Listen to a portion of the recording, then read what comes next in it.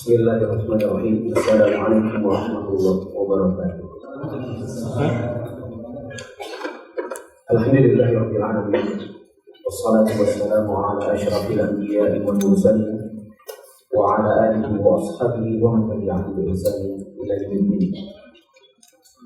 Hadirin jamaah yang dirahmati Allah, pada kesempatan malam hari ini insyaallah kita akan kembali lanjutkan pembahasan buku bimbingan Islam untuk pemula. Dan sekarang kita masuk di halaman 47 tentang akhlak Rasulullah Sallallahu Alaihi Wasallam.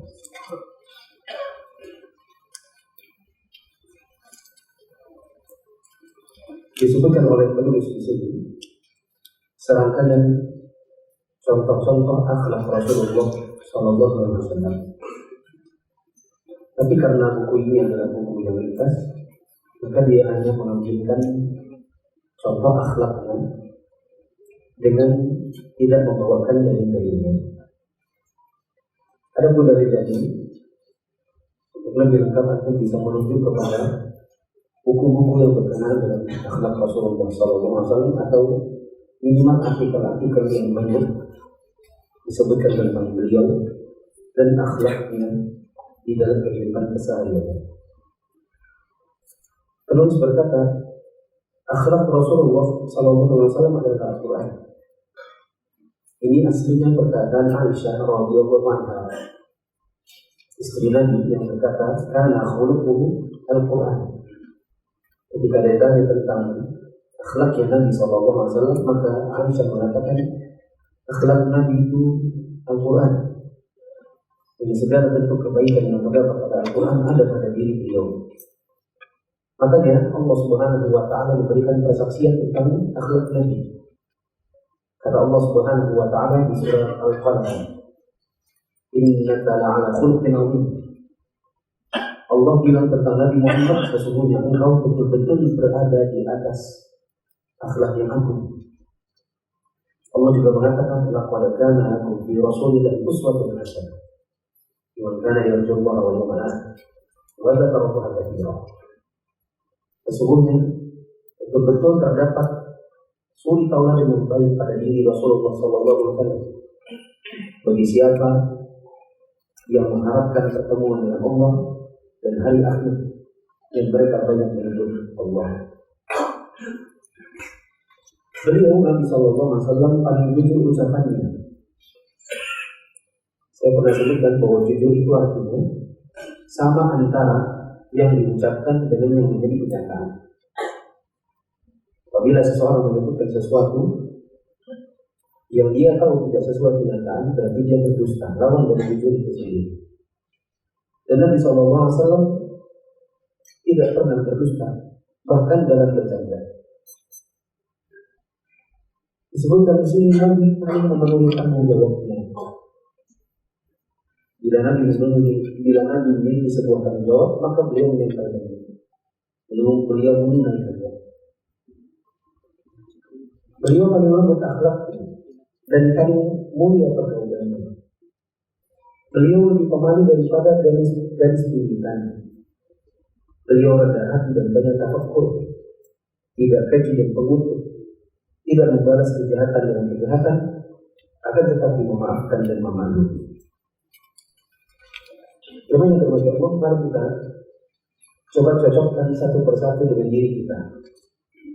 Sudah sejauh mana kita mengikuti teladan Nabi SAW dalam akhlak. Tadi disebutkan Nabi itu jujur. Sejauh mana kita jujur? Sejauh mana kita menerapkan kejujuran di dalam lisan dan perkataan kita sehari-hari? Sebagai orang dikenal suka berbohong.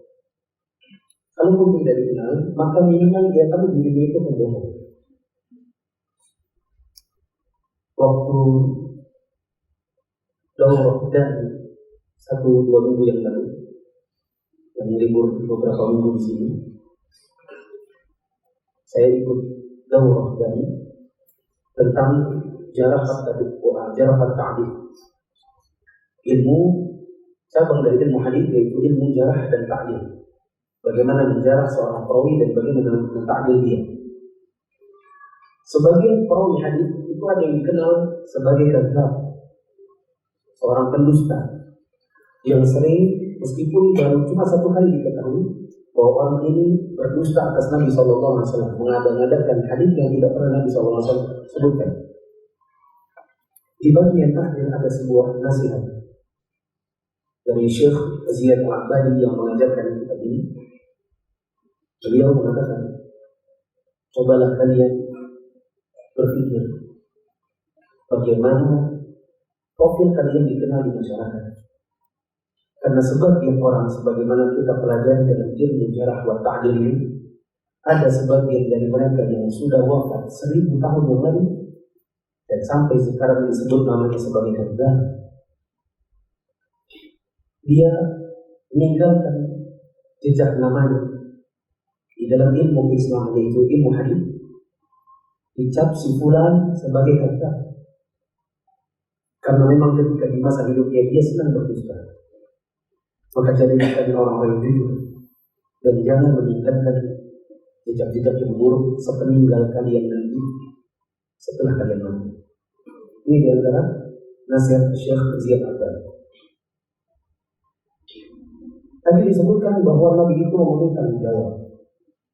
Sudah sejauh mana kita menunaikan masalah ini? Bila diberikan tanggung jawab, apakah kemudian kita menunaikan atau tidak? Saya sering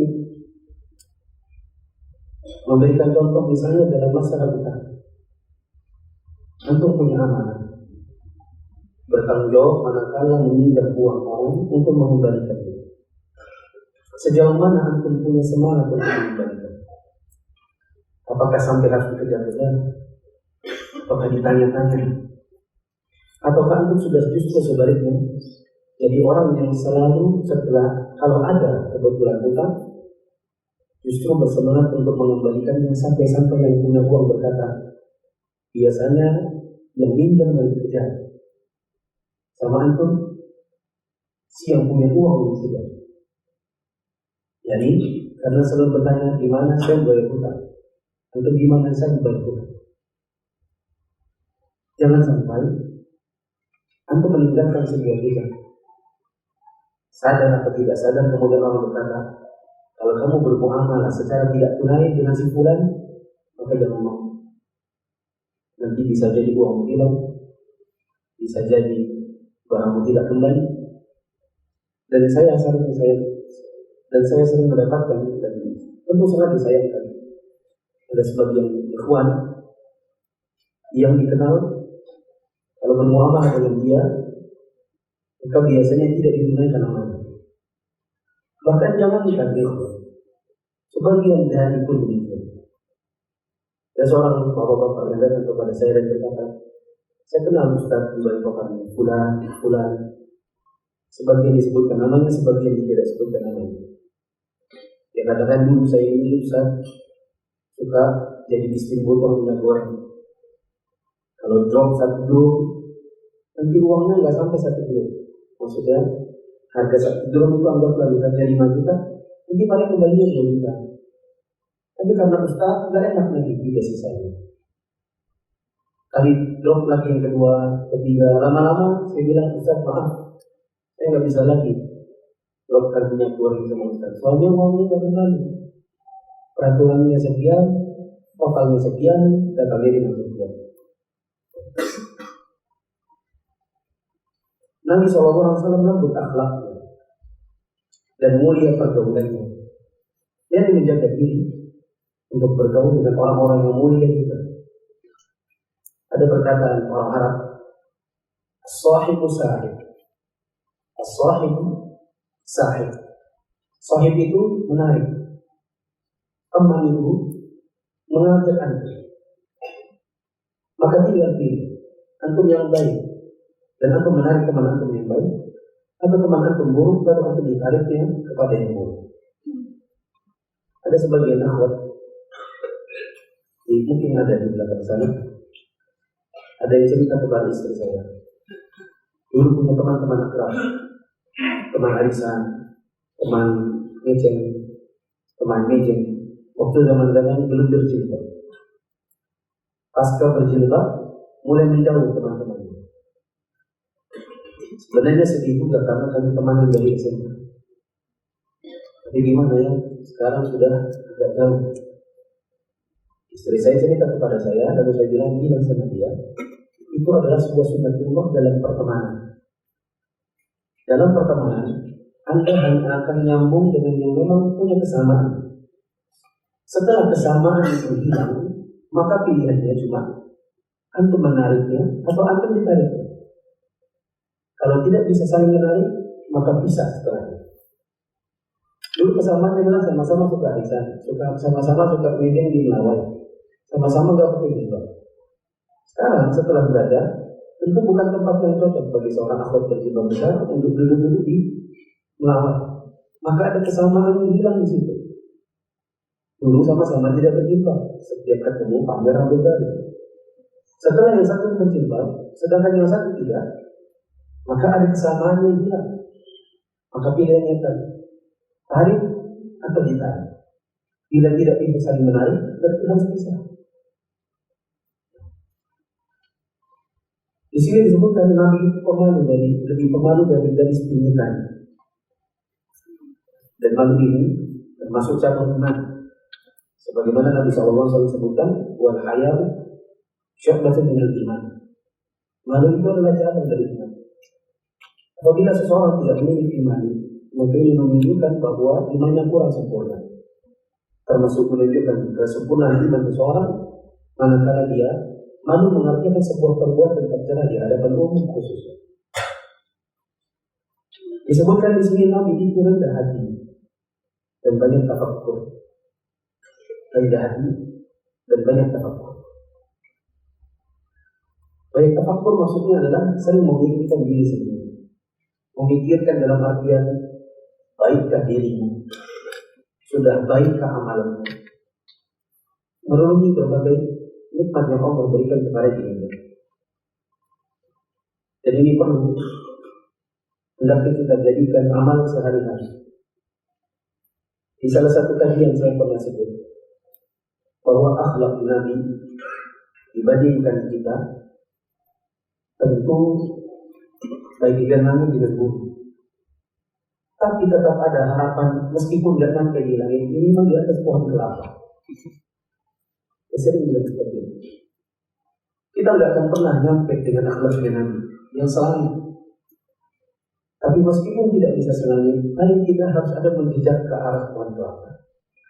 Jangan di bumi apalagi di sumber. Maka naiklah sedikit demi sedikit. Setiap hari harus ada satu step yang naik ke atas.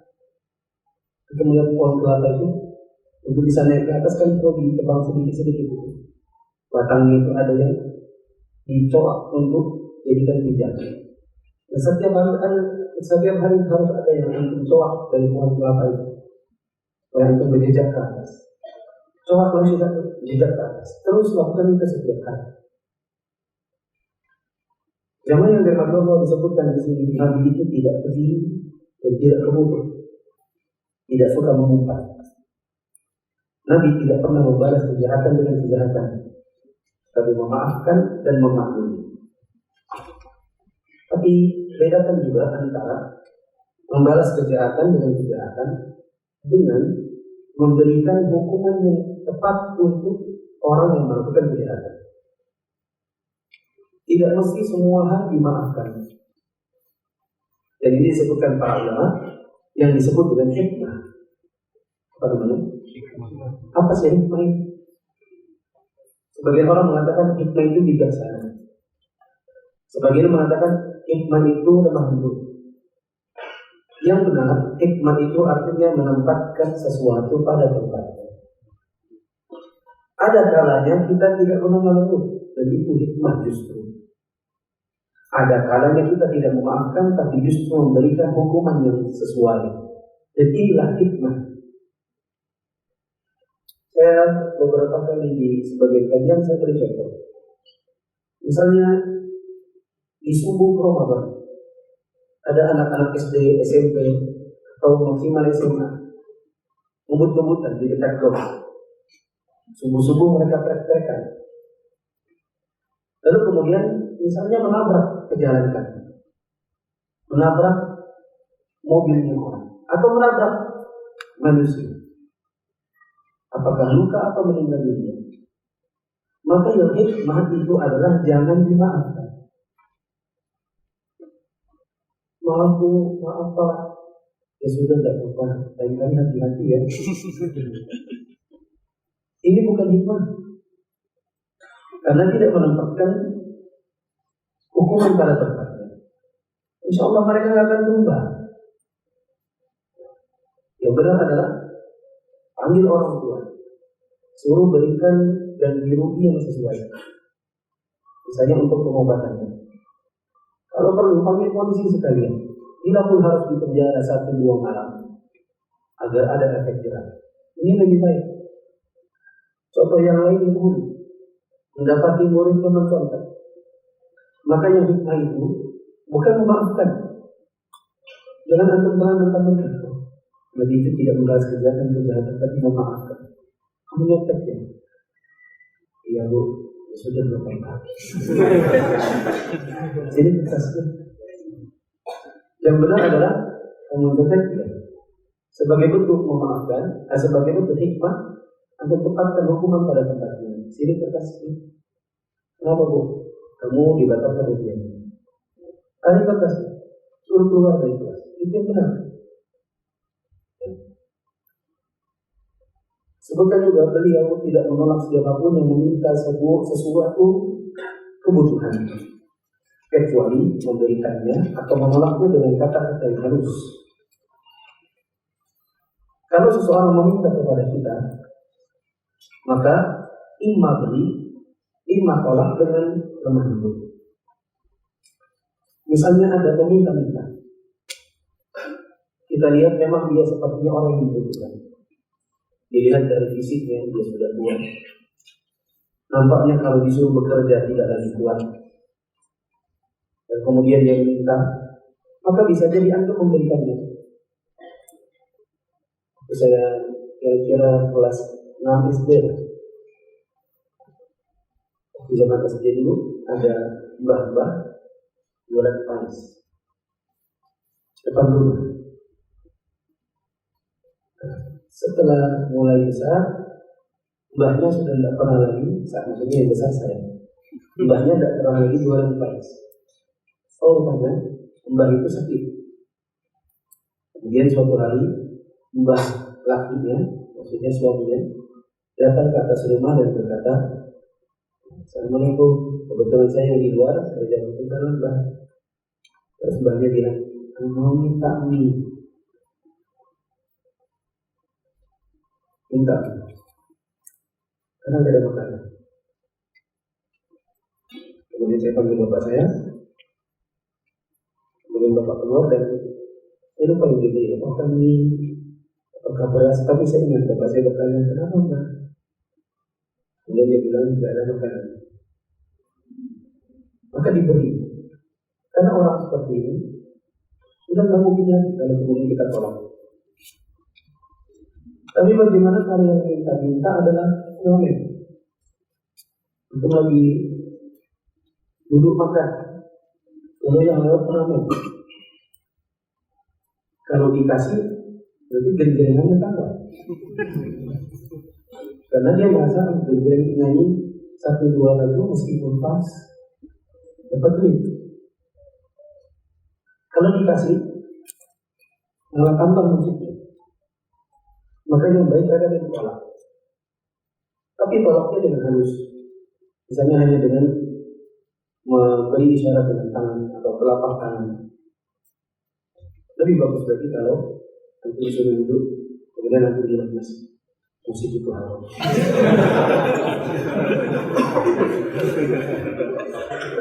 Lebih bagus lagi. Bila kemudian bisa dinasihati, arahkan dia kerja di sekolah gimana? Lulusan apa? Kerja di mana? Daripada ngamen, nafkahnya haram, mending cari kerja. Kalau lupa saya lulus SMK, jurusan apa? Mesin.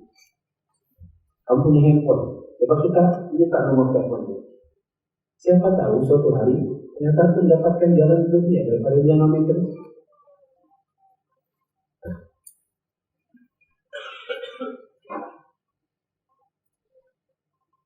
Nabi SAW bukan orang yang bersifat kasar dan keras hati. Beliau tidak pernah memotong pembicaraan orang lain kecuali jika bertentangan dengan kebenaran, dan beliau memotongnya dengan larangan atau dengan berzina. Kita lihat Nabi SAW orang yang tidak kasar. Maka dalam rangka mencontoh Nabi, kita lihat apa-apa kata-kata kasar yang sering keluar coba dikurang-kurangi. Mungkin zaman kecil kita dulu, lingkungan kita itu ngajari nama-nama binatang atau umpatan-umpatan khas Balikpapan. Kemudian setelah kita mulai SMA, kita mulai sadar, oh ini kata-kata tidak baik. Sebagian orang sampai tua, itu yang biasa terucap dari mulut. Nah, kalimat-kalimat seperti ini harus dikurang-kurangi. 1, 2, 3 sampai habis. Dan memang perlu latihan. Meskipun ada kalanya kita terpancing emosi, lalu bisa jadi suatu ketika akhirnya keluar lagi. Tapi berusaha keras, menekan diri, memaksakan diri untuk bisa menghilangkan kalimat-kalimat yang kasar. Termasuk misalnya kepada bawahan. Mungkin antum bos atau ada bawahan melakukan kesalahan. Kemudian yang biasanya keluar kalimat bodoh, goblok dan lain-lain, maka ini dihilangkan sampai bawahan itu mengatakan bahwa itu berubah. Nabi SAW tidak pernah memotong pembicaraan orang lain. Kalau ada orang bicara dalam rangka untuk mengikuti Nabi, coba kita dengarkan meskipun kita sudah tahu arah pembicaraannya. Saya ingat waktu di khutbah Idul Fitri di Masjidil Haram, Syekh Saleh Humaid, imamnya ketika itu, khatibnya ketika itu berkata bahwa di dalam adab silaturahim adalah mendengarkan pembicaraan baik yang menjadi tamu maupun yang menjadi tuan rumah. Lalu beliau membawakan akar dari apa bila jawaban. Apa mengatakan, aku membiasakan diri bila ada orang bicara, maka aku mendengarkan sebisa mungkin seolah-olah aku tidak pernah mendengar sebelumnya, bahkan seperti aku tidak pernah lahir sebelumnya. Bila kita mencoba untuk mendengarkan orang seolah-olah kita tidak tahu, mungkin itu biasa. Tapi yang lebih mulia lagi, apa ini mengatakan seperti aku tidak pernah lahir sebelumnya. Jadi seperti betul-betul tidak tahu apa-apa. Sebagian orang, manakala dia bicara dan dia sudah tahu isi pembicaraannya, maka dia akan baru dia bilang, oh itu sudah tahu. Kalau cuma itu aja itu nggak tahu. Kirain kamu bicara apa? Kalau itu memang seperti itu. Kalimat-kalimat yang meremehkan pengetahuan orang. Kecuali kalau seandainya pembicaraannya bertentangan dengan kebenaran, maka beliau potong, baik dengan melarang maupun dengan berzina. Dengan melarang yang menyuruh orang yang berhenti, atau dengan pergi dan meninggalkan. Dalam rangka untuk mencontoh akhlak Nabi ini, bila ada sebuah kemungkaran di hadapan kita, maka kita imma melarangnya, imma pergi. Bukan duduk diam di situ, atau bahkan ikut tidur. Misalnya ada orang lagi ribahin orang lain. Yang kita tahu ini arahnya adalah sekedar murni riba. Karena ada riba yang diperbolehkan. Misalnya mengribahi seorang yang berbahaya, yang merusak akidahnya, lalu kemudian dalam rangka untuk mewanti-wanti orang agar tidak terikut dengan kesesatannya. Atau misalnya menggibahi temannya yang punya sebuah keburukan dalam rangka untuk mencari solusinya, maka ini riba yang boleh. Tapi kalau cuma murni riba, cuma cerita-cerita, kita dengar dulu, Kalian ceritain siapa sih? Si bulan itu. Terus masalahnya apa? Masalahnya itu gini. Terus ujungnya mau apa? Ya nggak ada sih ceritanya. Berarti ini murni riba. Maka larang dia. Kalau cuma kalian cerita, tidak ada ujungnya, tidak ada solusi yang dicari, maka tidak ada manfaatnya, kalian jadi dosa. Beda kalau kalian cari solusi. Dilarang atau berarti dipeninggalkan. Bila seandainya kemungkaran itu tidak bisa dicegah. Nabi SAW menjaga hak-hak tamunya dan menghormati tamunya. Tidak pernah berlalu waktu beliau tanpa diisi dengan amal karena Allah. Beliau mencintai optimisme dan membenci sikap pesimis. Tidaklah beliau disuruh memilih dua pilihan kecuali beliau memilih yang paling mudah di antara keduanya selama bukan dosa. Beliau senang menolong orang yang membutuhkan dan membela orang-orang yang terganggu. Kita lihat Nabi SAW menjaga hak tetangga. Dalam rangka untuk mencontoh akhlak Nabi, maka bila kita bertetangga dengan orang lain, maka bagaimana caranya agar kita seandainya pun tidak bisa berbuat baik kepada diri mereka, minimal tidak mengganggu orang lain. Mungkin kita ini kalau bikin makanan yang buat sendiri, belum pernah ada sejarahnya kita ngirim kuah atau sop atau apalah ke sebelah. Mungkin karena tinggal di komplek elit, jadi tetangga itu hanya cuma tahu muka atau tahu nama Pak, ya. Tapi namanya siapa bertahun-tahun tinggal bersebelahan nggak ngerti siapa. Nah, kalau misalnya tidak ada kebaikan yang bisa kita beri kepada mereka, minimal tidak mengganggu. Contoh tidak mengganggu, atau kalau sekedar muwatal itu berpahala. Tapi muwatal bila mengganggu tetangga, maka ini jadi dosa. Untuk tahajud itu berpahala. Tapi tahajud membuat kegaduhan dan mengganggu tetangga, maka ini bisa menjadi dosa. Ada seorang laki-laki yang pernah datang kepada Rasulullah Sallallahu Alaihi Wasallam dan berkata, ya Rasulullah, tetanggaku menggangguku. Nabi Sallallahu Alaihi Wasallam mengatakan, sabar aja. Maka dia pulang. Esoknya dia datang lagi, ya Rasulullah, si fulan mengganggu. Nabi Sallallahu Alaihi Wasallam bilang, sabarlah. Esoknya lagi, kali ketiga dia berkata, ya Rasulullah, kali ini tidak bisa sabar. Dia menggangguku dan terus menggangguku dan aku sudah tidak bisa sabar. Maka Nabi SAW bilang, kalau gitu kamu mau gimana? Ya tolong kasih solusi bagaimana caranya agar dia tidak mengganggu lagi. Nabi SAW kasih solusi. Nabi bilang, keluarkan perabotan-perabotannya. Tentu yang besar-besar. Ke depan rumah, ke tengah jalan. Buat apa ya Rasulullah? Lakukan aja. Nanti kamu lihat solusinya. Dia pulang lalu dikeluarkan perabot-perabotnya. Kursinya, mejanya, lemarinya, dipannya, kasurnya. Sampai berlewatan orang-orang lalu bertanya, kenapa ini barang-barang ditaruh di depan muka di tengah jalan? Maka dia mulai bercerita, aku datang kepada Rasulullah 3 kali karena tetanggaku yang di sebelah ini sudah mengganggu. Nabi bilang 2 kali sabar, kali yang ketiga beliau kasih solusi, ini solusinya. Maka orang-orang yang lewat dan bertanya, satu persatu mulai melaknati tetangga pengganggu. Semoga Allah melaknati. Karena banyak yang melaknat, akhirnya sampai juga cerita laknat itu kepada si pengganggu. Si pengganggu ini akhirnya datang kepada yang dia ganggu, lalu dia berkata, kembalikan barangmu ke dalam rumah. Mulai hari ini kau tidak akan dapat lagi gangguan dariku.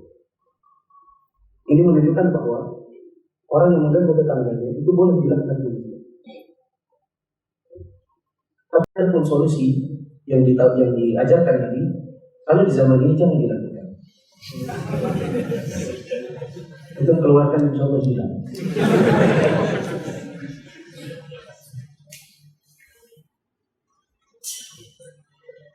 Seorang laki-laki berkata, "Ya Rasulullah, fulanah itu selain sholat 5 waktu, sholat sunnah, tahajud dan puasa sunnah, tapi tetangganya merasa terganggu dengan ini." Maka Rasulullah SAW mengatakan, "Inna min ahli nar." Dia itu termasuk penghuni neraka. Ya Rasulullah, bagaimana dengan fulanah yang lain? Fulanah yang lain itu cuma sholat 2 waktu dan puasa Ramadan.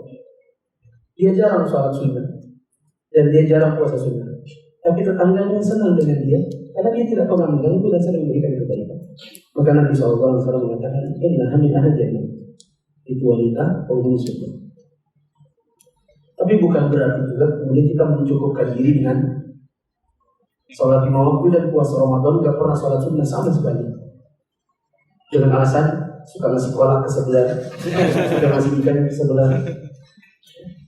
Maka ini tidak tepat juga. Kalau seandainya tetangga mengganggu bagaimana? Kalau tetangga mengganggu, maka contoh laki-laki yang diganggu tetangganya tadi, apa itu? Dia cari orang yang bisa memberikan solusi. Dalam hal ini, kebetulan Rasulullah SAW juga sebagai pimpinan, sebagai ulil amri atau sebagai penguasa.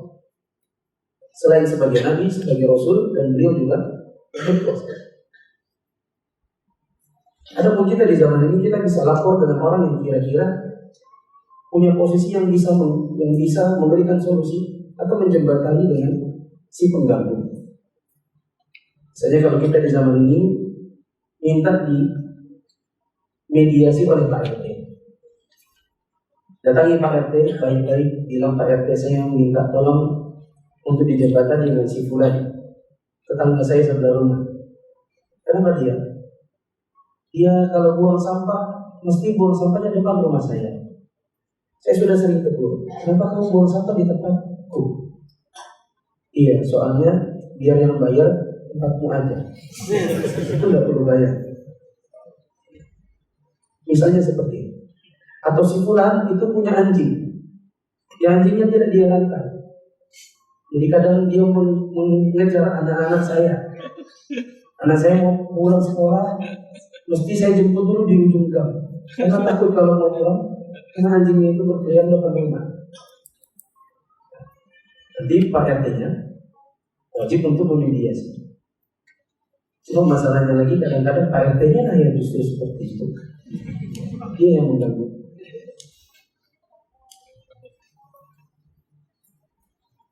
Adapun masalah anjing, bila anjing itu memang berkeliaran, maka tegur si pemiliknya. Jadi di dekat rumah bapak saya itu ada tetangga, Kristennya banyak. Ada yang punya anjingnya, dan anjingnya selalu keliaran. Setiap kali saya mau pergi kerja, karena kebetulan kantornya hanya jalan kaki dari rumah bapak, dia suka ngikuti, bahkan kadang-kadang suka ngejar. Pernah juga diikuti istri saya. Istri saya berhenti juga dia. Istri saya jalan juga kali. Oke, istri saya lihat pernah negur ibunya itu. "Maaf ya Bu, ini anjingnya. Lagi sini. Bu, tolong dirantai atau dimasukkan dalam rumah. Karena ini banyak anak-anak yang sering dikejarnya." Maka ini bagus, ditegur. Jangan kita yang dizolimi, kita diam saja. Sebagaimana saya pernah bilang, kalau kita di dekat orang perokok, maka jangan kita yang pindah, suruh dia yang pergi menjauh.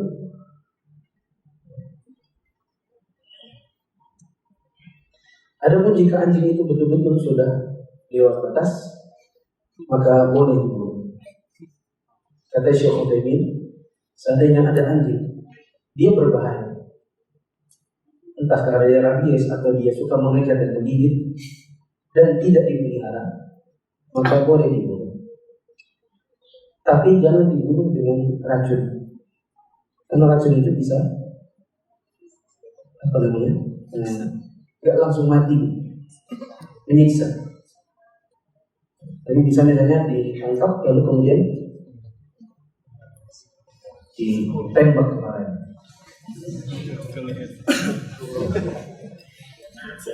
Tembak kepala anjingnya bukan majikannya.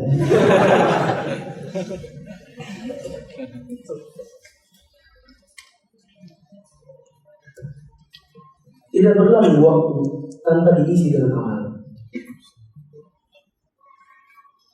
Kemudian beliau mencintai optimisme dan membenci sikap pesimisme. Jemaah yang dirahmati Allah, optimisme itu salah satu bentuknya adalah keyakinan bahwa kita senantiasa dibantu oleh Allah, meskipun dalam masa-masa sulit. Yakin bahwasanya Allah tidak akan membiarkan kita sia-sia. Dan jangan pesimis. Contohnya, misalnya yang sering terjadi adalah ikhwan terpaksa berhenti kerja dengan berbagai alasan. Ada yang berhenti kerja dikarenakan pekerjaannya ternyata riba. Ada yang berhenti kerja karena di sana pekerjaannya sering berhubungan dengan suap menyuap. Ada yang berhenti kerja karena di sana tidak boleh pelihara jenggot. Ada yang berhenti kerja karena tidak boleh berjenggot, apalagi jilbab besar, apalagi bercadar. Ada ikhwan, dia vice presiden Bank Mandiri Kelandasan. Saya pernah tanya gajinya, ada 17 atau 19 item gaji. Yang gaji dia setelahnya hanya 1/5 dari gaji waktu jadi vice president, 8 juta. Berarti kira-kira kali 5-nya 40, itu minimal. Belum tambah bonus ini, tambah bonus itu, belum tambah perjalanan dinas ini, dinas itu. Tinggal lagi. Turun memang dari 40 juta lebih jadi cuma 8 juta sebulan. Tapi setelah itu kalau takdirkan dia sekarang jadi dirjen keuangan di Waskita Karya kalau saya tidak salah, dengan gaji yang jauh yang lebih besar lagi daripada waktu jadi vice president nanti. Ada yang berhenti kerja, umar. Salah satu jamaah umroh saya bulan November kalau nggak salah, berhenti kerja karena nggak boleh pakai jilbab besar. Meskipun memang saya katakan jilbab besar nggak jilbab besar, boleh nggak boleh. Kalau tempat kerja itu ada di ikhtiar, maka memang tidak. Karena memang itu bukan ranah pekerjaan normal. Dan setelah itu mau ngapain? Banyak orang yang ragu-ragu. Saya kalau kerja nanti, kalau berhenti kerja nanti makan apa? Ini sikap apa namanya? Pesimis. Nanti kalau gini nanti kalau gini gimana? Nanti kalau ini demikian, sehingga dia mau keluar dari lumpur, nggak keluar, sibuk cuci kaki di dalam lumpur, dah bersih-bersih. Suruh keluar dari bank, suruh keluar dari asuransi, suruh keluar dari pegadaian, suruh keluar dari pajak, tidak keluar. Alasannya sambil mencari. Ini yang sering saya sebut cuci kaki dalam lumpur, nggak bersih-bersih. Yang harusnya dilakukan keluar dari hubungan lumpur. Kalau sudah keluar baru cuci kaki sambil menapaki jalan yang baru. Harus optimis. Kita punya Allah. Kenapa kita takut miskin manakala kita punya Allah yang Maha Kaya?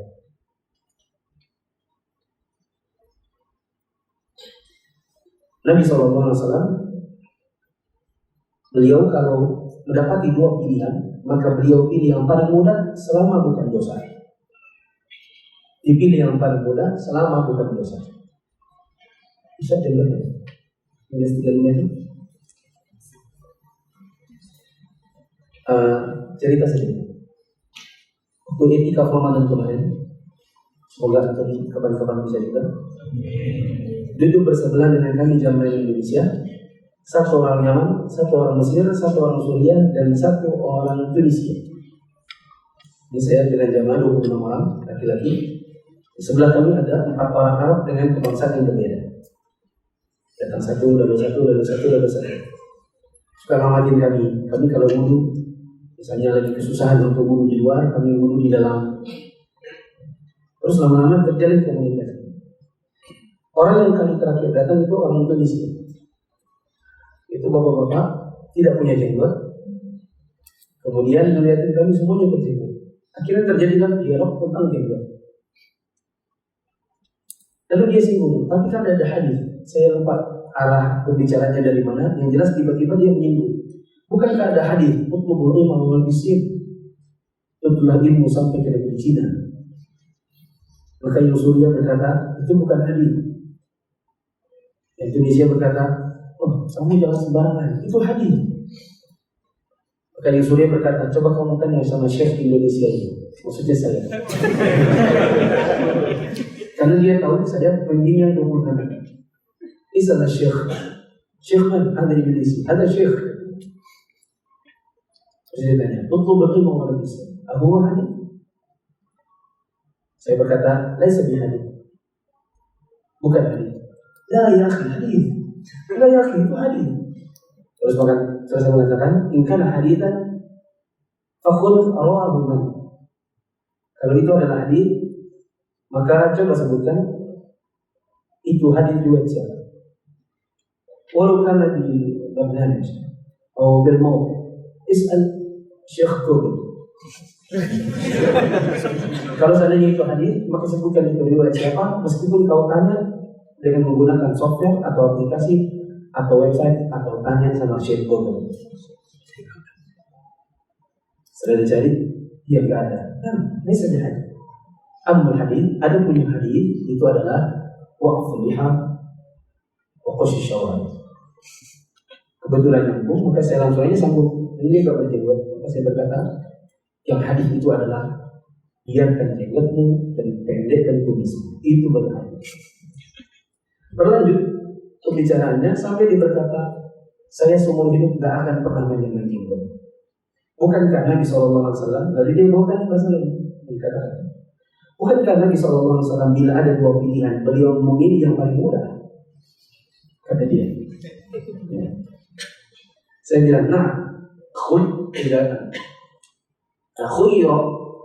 ma khuyra Nabi sallallahu alaihi wasallam ma khuyra Rasulullah sallallahu alaihi wasallam di amrayn. Tidaklah Nabi sallallahu alaihi wasallam dibingungkan atau disuruh untuk memilih di antara dua hal, melainkan beliau akan memilih aisaruhuma. Beliau akan memilih aisaruhuma yang paling mudah di antara keduanya. Ma lam yakun ithman, selama bukan dosa. Coba kau lihat, dia ulang itu. Ya betul. Rasulullah SAW bila dibingungkan atau disuruh pilih dua hal, maka beliau akan pilih yang paling mudah dari keduanya selama bukan dosa. Nah, selama bukan dosa, malahnya pun. Adapun memilih untuk berjenggot atau tidak berjenggot, kau pilih yang mana? Tidak berjenggot. Wahada itu, dan itulah dosa. Kau bisa mempraktekkan hadis ini bila pilihannya adalah yang mudah itu adalah tidak dosa. Adapun memilih untuk tidak berjenggot itu adalah dosa, karena menyelisih Nabi SAW. Lalu pembicaranya lanjut lagi, dia bilang, kalau saya lihat kalian kalau berwudu kenapa kok tidak kumur-kumur, tidak istinsyaq, tidak istinfar? Saya katakan kami lebih memilih pendapat bahwa makmur, istinsyaq, istinfar itu semua adalah sunnah wudu. Seandainya kami sedang kesulitan, misalnya kalau di bulan Ramadan itu kalau sudah keluar kadang-kadang nggak bisa masuk.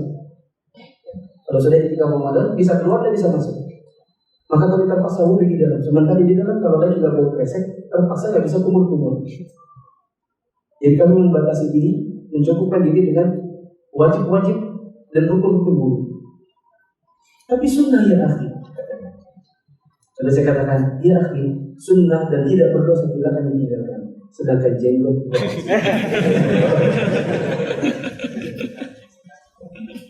Tapi saya menjaga dalam perdebatan dan dialog-dialog itu dijaga karena dia tua, kira-kira umurnya mungkin 50 tahun. Maka bagaimanapun lawan debat kita atau lawan diskusi kita itu salah menurut kita, tapi jangan lupakan bila ternyata dia lebih tua umurnya, untuk meletakkan dia pada posisi yang seperti. Nah, beliau menolong orang yang membutuhkan dan membela orang yang terzalimi. Saya kira mungkin ini jelas. Insya Allah kita akan lanjutkan setelahnya di pertemuan yang akan datang. Insya Allah. Azan. Saya tidak memberikan pertanyaan, ingin mengingatkan saja kepada teman-teman yang berkendara. Tadi sore masih ada ikhwan yang melewati jalur yang dilarang di putaran depan atau potong jalan. Ini mengingatkan kepada jamaah. Itu bisa lihat ada papan. Kayaknya itu disuruh mutar. Sering diletakkan tiang di tengah tempat untuk memotong jalur. Maka ikutilah jalur tersebut. Jadi ini lebih menunjukkan akhlak seorang muslim. Pernahkah Ustaz merasa ujub ketika mampu menjawab segala pertanyaan atau permasalahan yang dialami orang? Pernah, bukan pernah, tapi selalu ada bisikan setan untuk ini.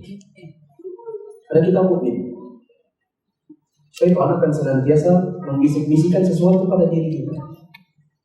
Jadi setiap ada kemampuan kita dan kemudian syaitan datang dan membisik-bisikan dengan kalimat-kalimat yang mengajak kita untuk ujub. Misalnya dia berkata, Masya Allah, kalau bukan kamu,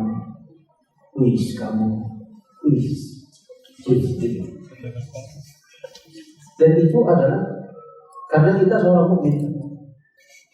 Nabi SAW pernah diadukan oleh para sahabat. Mereka berkata, ya Rasulullah, di kepala kami ini sering ada bisikan-bisikan yang rasanya kami ingin melemparkan diri dari tempat yang tinggi. Maksudnya biar tidak pernah dengar lagi bisikan seperti ini. Dari dialog yang ada, maka Nabi SAW mengatakan itu adalah dikarenakan seorang mukmin memang senantiasa dibisikkan oleh syaitan. Ada pun orang kafir tidak perlu dibisiki karena mereka sudah kafir. Nabi SAW juga mengatakan Inna syaitana yajri majrad dam. Syaitan itu beredar dalam tubuh manusia dengan edaran darah. Maka setiap ada kebaikan antum, syaitan pasti akan mengganggu. Kalau antum belum mengerjakannya, antum diganggu dengan bagaimana caranya antum tidak mengerjakannya. Dihalang-halangi bagaimana caranya tidak usah mengerjakan kebaikan. Sampai-sampai kadang-kadang dia bilang begini, gak usah dikerjakan, nanti dia loh. Takut dia. Padahal gak jadi beramal karena takut dia itu adalah lihat itu saja. Nanti kalau sedang antum kerjakan, maka dia akan datang lagi dan berkata, Masya Allah, sholat ini bagus. Sudah sebelah ada calon mertua. Masya Allah, Masya Allah. Yang membuat antum kadang-kadang, antum lagi imami dengan suara antum yang indah. Ketika mencapai nada-nada yang tepat dan tinggi, lalu kemudian dia berkata, Masya Allah. Antum lagi ya, Masya Allah. Masya Allah, Masya Allah terus. Nanti kalau sudah selesai, Masya Allah. Tadi sudah sholat kan, Masya Allah. Dia akan datang terus dan menggoda. Sebelum, sedang, setelah. Bahkan seorang ustaz pun demikian. Karena seorang ustaz pun itu manusia biasa. Maka kalau ditanya, pernahkah Ustaz merasa ujub atau iya? Saya katakan, saya tidak tahu dengan perasaan saya, tapi saya yakin sekali bahwa setiap apa yang saya kerjakan mesti ada syaitan di situ. Dia akan membisikkan sebelum, sedang, dan setelah. Di antaranya misalnya kajian ramai sampai di teras, lalu syaitan berkata, Masya Allah. Kalau kamu nggak ngisi, Masya Allah, Masya Allah. Lalu kemudian ternyata suatu ketika hujan. Ada mungkin dalam kajian ini 2-3 kali hujan. Yang jamaahnya setengahnya.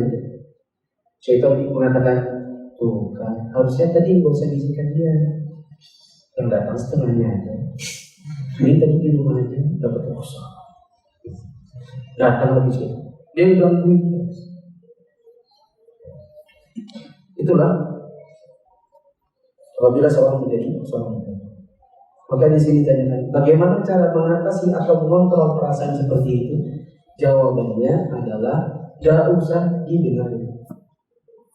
Mau dia bilang Masya Allah, mau dia bilang Innalillah, mau dia bilang Tuhan, mau dia bilang perasaan-perasaan seperti itu yang antumnya begitu adalah godaan syaitan, maka berlalulah dan jangan diingat. Saya sering bilang do it and forget it. Cukup kerjakan dan lupa. Kerjakan, lupa. Masukkan uangnya, berapapun jumlahnya, setelah itu lupakan untuk pernah memasukkannya. Sholat, berapapun rakaat, setelah itu lupakan bahwa itu sudah mengerjakannya. Sholat, tahajud, meskipun cuma 2 atau cuma witir 1, setelah itu lupakan bahwa tadi malam itu mengerjakannya. Puasa, dan setelah berbuka, cukup buka, maka setelah itu aku lupakan, jangan ingat-ingat lagi bahwa itu pernah mengamalkan, supaya syaitan itu tidak akan melayani dalam pikiran. Semakin dia dilayani, biasanya semakin menjadi-jadi. Nanti ditambah-tambah lagi.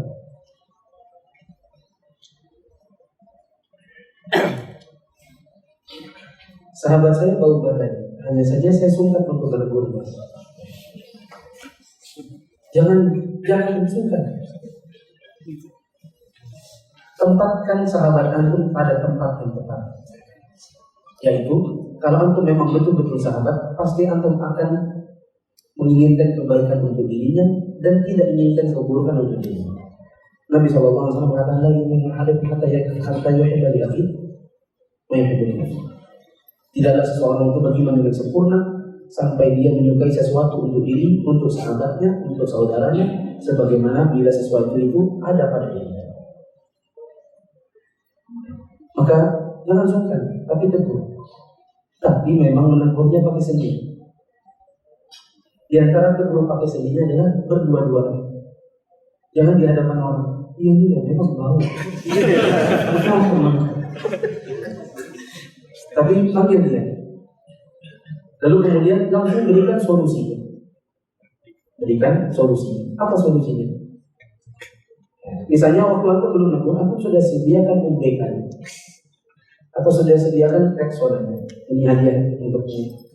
Atau ini hadiah, usahakan kalau bisa pakai terus benar. Apa itu? Udah buka aja nanti dia. Reksona. Apa dia? Kalau dia pintar, isyarat sudah cukup.